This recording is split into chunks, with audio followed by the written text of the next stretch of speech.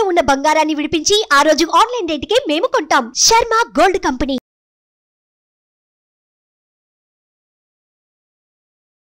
నమస్తే, welcome to Suman TV. నేను మీ యామ్ని. ప్రస్తుతం మనతో ఉన్నారు ప్రముఖ ఆధ్యాత్మికవేత్త, ప్రముఖ జ్యోతిష వాస్తు పండితులు మాడుగుల శివప్రసాద్ గురువు గారు ఉన్నారు. గురుగారితో మాట్లాడి మనకున్న సందేహాన్ని అడిగి తెలుసుకుందాం. నమస్కారం గురుగారు. ఆశీర్వచనం తల్లి. గురుగారు, ఇప్పుడు జూన్ నెలలో ఉంది. అసలు వృషభ రాశి వారికి ఏ విధంగా ఉంటుంది, వీళ్ళకి సంబంధించిన పరిహారం అంటూ మాకు తెలియచేయండి. శ్రీ మహాగణాధిపతయే నమః. ఐం మహాసరస్వత్యే నమః. శ్రీ లలితాంబికాదేవియే నమః.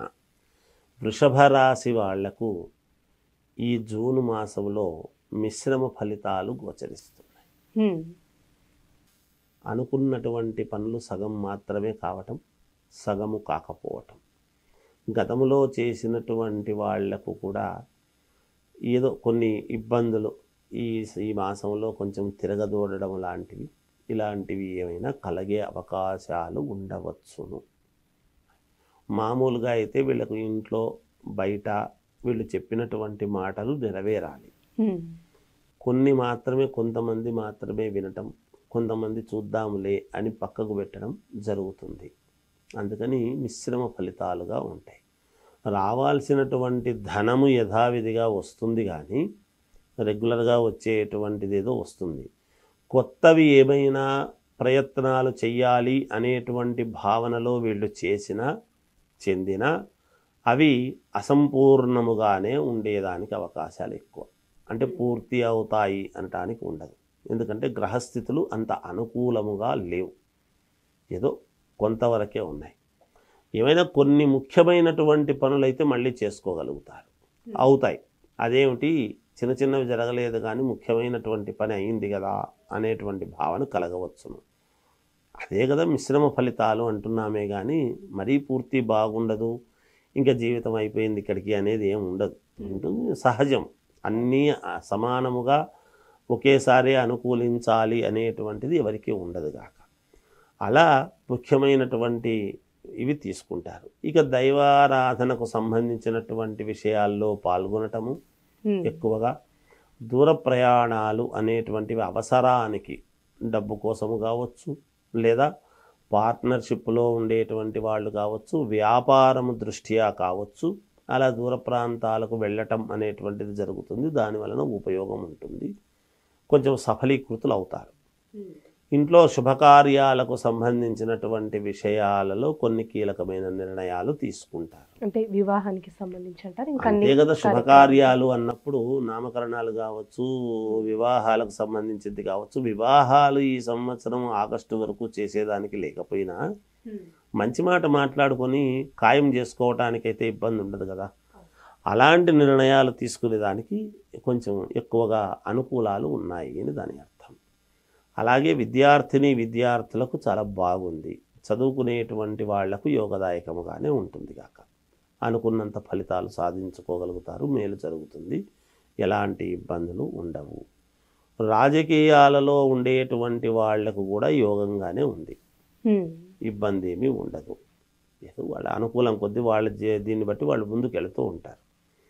ఇక భూముల వలన కలిసొచ్చేటువంటి విధానం ఏదైతే ఉందో అది కొంతవరకు వీళ్లకు మేలు జరుగుతుంది అనేటువంటిది సూచనప్రాయముగా వీళ్లకు తెలుస్తుంది. తెలియడం వరకే. లాభం అందడం అనేటువంటిది కొంచెం వాయిదా పడవచ్చు, దానివల్ల వచ్చే లాభం. అలా మేలు జరిగే ఇది ఉంటుంది గాక. కోర్టు పరమైనటువంటివి ఏమైనా సమస్యలు గనక ఉంటే ఆ వాయిదాలు మీకు అనుకూలంగా వస్తున్నాయి అనేటువంటి భావన వీళ్ళకు తెలుస్తుంది గాక. ఏది ఏమైనా వృషభ రాశి వాళ్లకు మిశ్రమ ఫలితాలతో కూడుకున్నటువంటిదే కానీ కొంతవరకు పర్వాలేదని చెప్పొచ్చు. గురుగారు, ఇప్పుడు ప్రైవేట్ ఉద్యోగస్తులు కానీ గవర్నమెంట్ రంగానికి సంబంధించండి, వీళ్ళకి ఏమైనా అంటే ప్రమోషన్స్ అలాంటి వచ్చే ఛాన్స్ ఉందంటారా?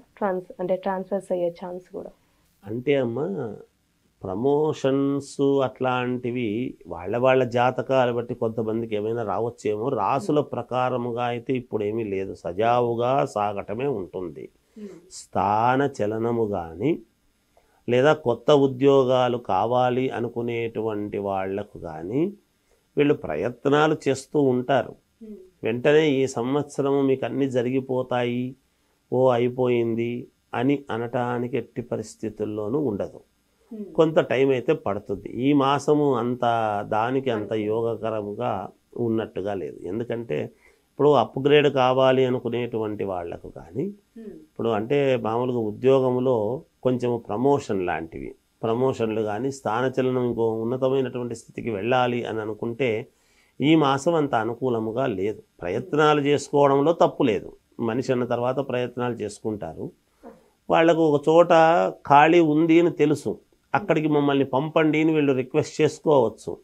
కానీ చూద్దాం అని పెండింగ్లో పడడం అనేటువంటిది జరుగుతుంది. అంతేగాని ఏదో ఇబ్బంది జరగదేమో అనేటువంటిది అయితే ఏమీ ఉండదు. కొంతమందికి ఒకే లగ్నంలో పుట్టుండరు కదా. ఎవరైనా ఇప్పుడు వృషభ రాశి వాళ్ళు ఈ లగ్నానికి అందరూ పుట్టుంటారనేది ఏం లేదు. వాళ్ళు పుట్టినటువంటి లగ్నాన్ని బట్టి మిగతా గ్రహాలన్నీ ఉండేటువంటి దాన్ని వల్ల గ్రహస్థులను బట్టి కొంతమందికి రావచ్చును కూడా, అనుకూలించవచ్చును. అందుకని అందరికీ ఇదే ఉంటుంది. జనరల్గా మనం చెప్పగలిగింది ఏమిటంటే రాశి వాళ్లకు అంటే మనం మామూలుగా అవుట్లైన్గా ఇలా ఉంటుంది, ఇలా కొన్ని కలిసి వచ్చే అవకాశాలు ఉన్నాయి, కొన్ని చోట్ల కొన్ని ఇబ్బందులు ఉంటాయి, ఇలా ఉపకృతులు మీరు ముందుకు వెళ్ళవచ్చును అనేటువంటిది మనం సూచనప్రాయంగా తెలియజేయగలుగుతాం. ఎందుకంటే లగ్నాన్ని బట్టి ఎవరి జాతకమైనా చూడాలి. అందరి లగ్నాలు ఒకటే టయానికి ఉండవు కదా. అందువలన ఎవరు ఆందోళన చెందాల్సినటువంటి పనేమీ ఉండదు. అందుకని ఎక్కడా భయపడాల్సిన అవసరం అయితే ఏం లేదు. అంటే పరిహారం ఏం చేసుకుంటే మంచిది? పరిహారము ఎవరైనా వాళ్ళ ఇంటి దేవుణ్ణి ముందు మర్చిపోకూడదు.